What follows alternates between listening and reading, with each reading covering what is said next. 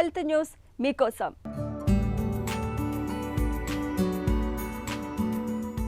ఆధునిక మహిళలకు మరణ శాసనం రాస్తున్న రొమ్ము క్యాన్సర్ నిర్ధారణలో మరో ముందడుగు పడింది. రొమ్ము క్యాన్సర్ పరిశోధనలో హైదరాబాద్లోని centre for cellular and molecular biology CCMB సంస్థ కీలక పురోగతి సాధించింది. సరికొత్త విధానాన్ని ఆవిష్కరించింది. చుక్క రక్తంతో రొమ్ము క్యాన్సర్ను గుర్తించే నిర్దిష్ట బయోమార్కర్లను గుర్తించింది.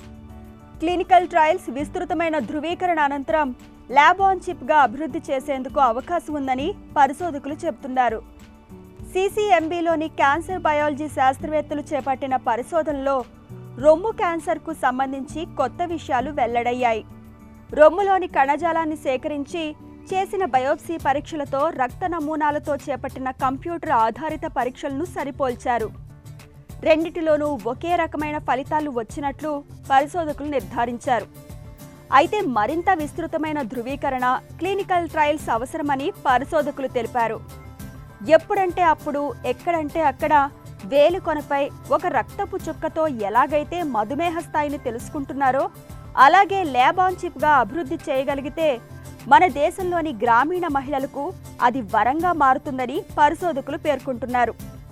పరిశోధన తాలూకు వివరాలు సెల్ కమ్యూనికేషన్ అండ్ సిగ్నలింగ్ జర్నల్లో ఇటీవల ప్రచురితం అయ్యాయి.